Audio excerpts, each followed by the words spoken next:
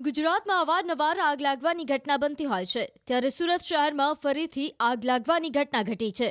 શહેરના વેસુ વિસ્તારમાં આવેલા હેપી એન્કલેવના 8મા માળે આગ લાગી। આ આગ 3 માળ સુધી પ્રસરી જતા અફરાતફરીનો માહોલ સર્જાયો હતો। ઘટનાની જાણ થતાં ફાયર બ્રિગેડના જવાનો સાથે ગૃહ રાજ્યમંત્રી હર્ષ સંઘવી પણ ઘટના સ્થળે પહોંચ્યા હતા। ઉલ્લેખનીય છે કે ભીષણ આગ લાગતા જ ધુમાડાના ગોટે ગોટા દૂર સુધી જોવા મળ્યા હતા। ભયાનક આગને પગલે સ્થાનિકોમાં પણ ભયનો માહોલ જોવા મળ્યો હતો।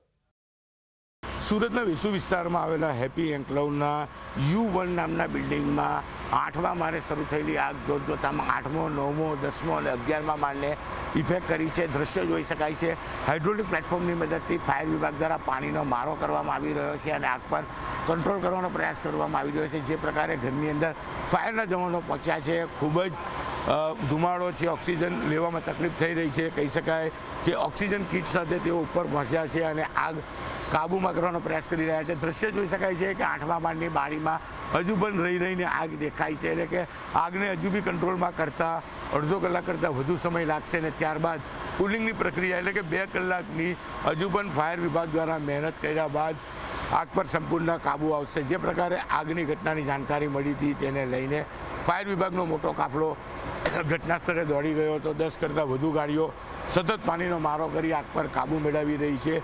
હાઈ પ્રોફાઇલ વિસ્તાર અને હાઈ પ્રોફાઇલ ફ્લેટ છે। 5 BHKના આ ફ્લેટ છે।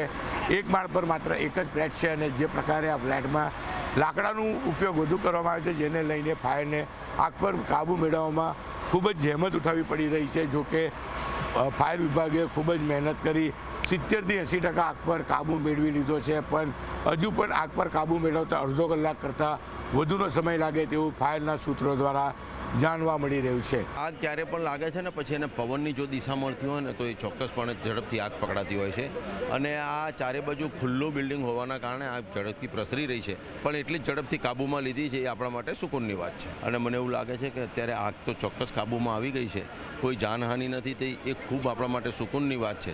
હજી વધારે ક્યાંય આગળ આગ પ્રસરે નહીં તે માટેના સઘન પ્રયાસો અત્યારે ચાલુ છે। સડનલી મને લાગે શોર્ટ સર્કિટથી આગ લાગી હતી 8મા માળે અને પછી બધા જેમ આગ લાગી તો બધા નીચે ઉતરી ગયા અને અમારા કોમ્પ્લેક્સમાં હર્ષભાઈ સંઘવી સાહેબ બી આપણા હોમ મિનિસ્ટર બી રહે છે। તાબડતોડ એને ફાયર બ્રિગેડને બધાને બોલાવીને અને ઇમિડિયેટ એક્શન લીધું છે અને બધાને સેફલી નીચે ઉતારી લીધું છે અને લગભગ જે 8મા 9મા માળા પર પ્રસરી છે હવાના પ્રેશરથી, તો એમાં અંદર ફર્નિચરનું નુકસાન થયું છે, બાકી કોઈ વ્યક્તિને કોઈને નુકસાન નથી થયું, બધા સુરક્ષિત નીચે ઉતરી ગયા છે। ડરનો માહોલ તો એમ કંઈ હતો નહીં, કારણ કે બધા હેલ્પ માટે આવી ગયેલા ફાયરમાંથી ને એમ, પણ જે એને ટાઈમ લાગ્યો ફાયર બ્રિગેડને વર્કઆઉટ કરતા એ લાગ્યો। 7મા માળે આગ લાગી હતી, જ્યારે આગ લાગી ત્યારે તમામ લોકો નીચે હતા। આગ શરૂઆત ધુમાડાથી થઈ, એટલે નીચેથી તો ફક્ત ધુમાડા નીકળતા હતા, દેખાતા હતા અને લોકો એસ્કેપ થઈ ગયેલા હતા, એટલે જાનહાનિ કોઈ નથી થઈ, બધાને खबर पड़ी गई એટલે બધા નીકળી ગયા છે। 8वें माले पे आग था और अभी कंट्रोल में है, कूलिंग की कामगिरी चालू है और इसमें बाहर में जो इंटीरियर वगैरह ज़्यादा होने की वजह से वुडन मटेरियल भी है, फोम वगैरह भी है, इसलिए थोड़ा स्मोक ज़्यादा है, बाकी कोई इजा जाना नहीं है, सब सेफ है। फायर सेफ्टी के साधन चल रहे हैं? हाँ, सब बराबर है, सब साधन वगैरह।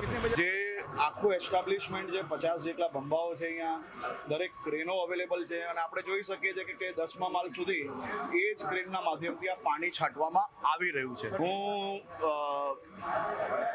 મારા જોડે આ જ વિસ્તારની અંદર જ્યાં હું મોટો થયો છું, મારા અનેક મિત્રો અંદર ફસાયેલા હતા, તો હું અહીંયા જ હતો, તો સૌથી પહેલાં મારી ફરજ છે એટલા માટે એ કામગીરીમાં હું બી જોડાયો હતો, એમાં કોઈ નવાઈની વાત નથી। એ સમયના દ્રશ્યો એ ખૂબ જ દયનીય હતા, ખૂબ ડરાવના હતા, પરંતુ સૌ નાગરિકો ખૂબ હિંમતવાળા હતા અને ફાયર બ્રિગેડ પર એમને સંપૂર્ણ વિશ્વાસ હતો અને મહાનગરપાલિકાની ફાયરની ટીમ જે રીતે કામ કરે છે, આજે મેં લાઈવ આગ વચ્ચે જે રીતે ભગવાનના આશીર્વાદ લઈને હનુમાન બનીને એ લોકો આગની સામે સીધા લડવા અંદર જતા રહેતા હોય એવા દ્રશ્યો બી મેં પોતે જોયા છે। એક શ્વાસ લેવો જ્યાં મુશ્કેલ છે ત્યાં કલાકો સુધી આ લોકો કામગીરી કરી છે અને હું ફાયર બ્રિગેડના સૌ જવાનોને મારા વિસ્તારના સૌ નાગરિકો વતી સલામી આપું છું।